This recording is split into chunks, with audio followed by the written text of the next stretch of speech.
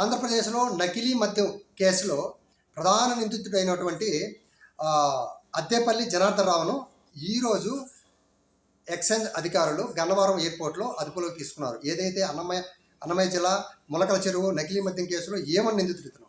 అలాగే ఇతను south Africa నుంచి వచ్చారు. వచ్చిన వెంటనే అదుపులోకి తీసుకున్నారు. అయితే ఇతని దగ్గర పనిచేస్తున్న ఇబ్రహీంపట్నం దగ్గర కళ్యాణ్ A12 ఇతను ఒక వారానికి 50 కేసుల మద్యం నకిలీ మద్యం అమ్మేటాడు. వచ్చిన డబ్బుల్ని సొంతానికి వాడుకునేటాడు.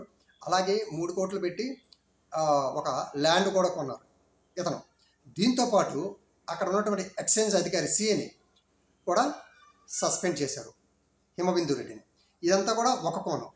టీడీపీకి ఈ యొక్క నకిలీ మద్యం కేసు ఆల్మోస్ట్ ఆల్ వాళ్ళ మెడకే చుట్టుకున్నది. కానీ వాళ్ళు రివర్స్ గేమ్ ఆడతారు కదా, ఇది మామూలుగా ఫస్ట్ నుంచి తెలిసిన విషయం. ఆ రివర్స్ గేమ్లో భాగంగా అక్కడంతా ఆఫ్రికాలో ఉన్న వాళ్ళందరూ కూడా రెడ్లు.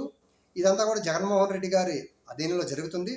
అలాగే ఈ తంబెల్లపాలెం ఈ నియోజకవర్గానికి సంబంధించిన వాళ్ళందరూ కూడా సరే జగన్మోహన్ రెడ్డి గారికి సంబంధించిన వాళ్ళు ఇదంతా చేసిందనేసి తిరిగి వైఎస్ఆర్సీపీకి మెడక చుట్టానికి రెడీ అయ్యారు. ఈ ట్విట్టర్లో కూడా ట్విట్లు కంటిన్యూగా వాళ్ళు ఇచ్చారు. కానీ జనాలు నమ్మే పరిస్థితులు లేరు.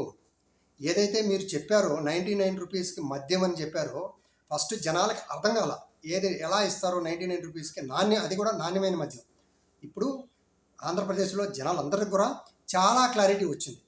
ఏది నాణ్యమైన మద్యం, ఎలా ఇవ్వగలుగుతారో 99 రూపీస్కి.